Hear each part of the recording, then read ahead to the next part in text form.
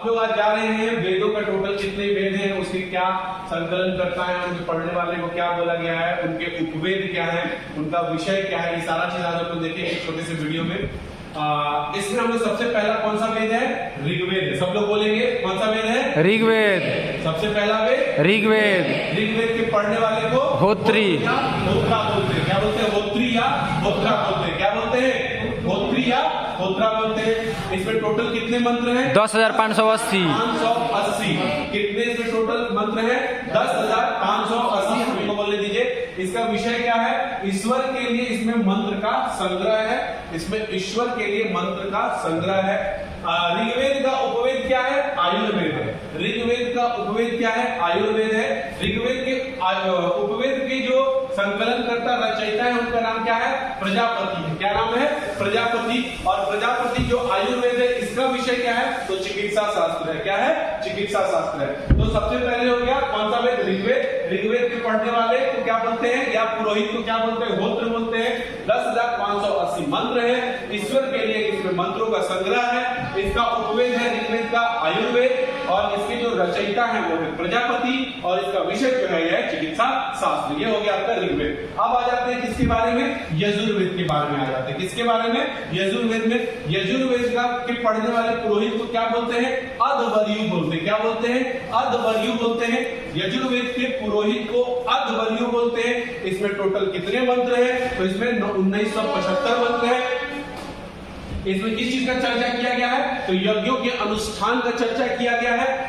जो आपका यजुर्वेद है उसके उपवेद का नाम क्या है? तो यजुर्वेद के उपवेद का नाम धनुर्वेद है।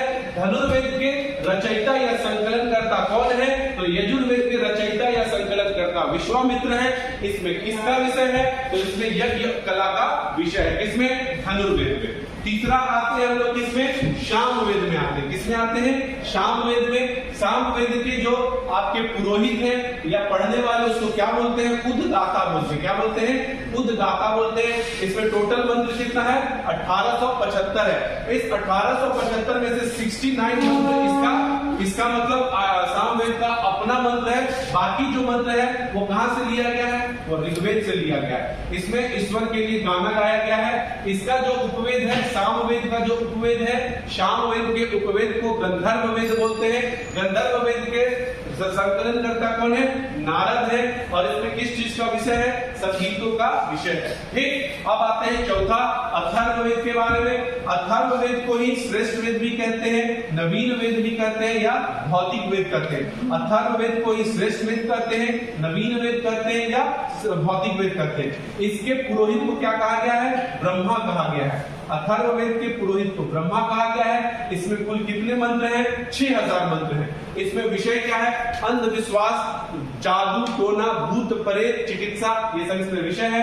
इसके उपवेद क्या है? आपके अथर्ववेद के उपवेद का नाम है शिल्पवेद। शिल्पवेद के रचयिता या संकलन करता है विश्वामित्र और विश्वकर्मा। और विश्वकर्मा, और इसमें किस चीज का बात किया गया? तो शिल्प कला का बात किया गया है, या अभी रोकिएगा मत, शिल्प कला का बात किया गया है, या भवन निर्माण का बात किया गया है। यहाँ पे इंपॉर्टेंट एक बात यह है कि ऋग्वेद को, यजुर्वेद को और सामवेद को सम्मिलित रूप से क्या बोलते हैं? वेद त्रयी बोलते हैं। क्या बोलते हैं? वेद त्रयी बोलते हैं। क्या बोला जाता है? वेद त्रयी। ये तीनों एक साथ लिखे गए थे, और अथर्ववेद जो है ये सबसे लास्ट में लिखा गया है। ये ऋषि अंगिरस के द्वारा लिखा गया। किस ऋषि के द्वारा? अंगिरस ऋषि के द्वारा इसको लिखा गया है।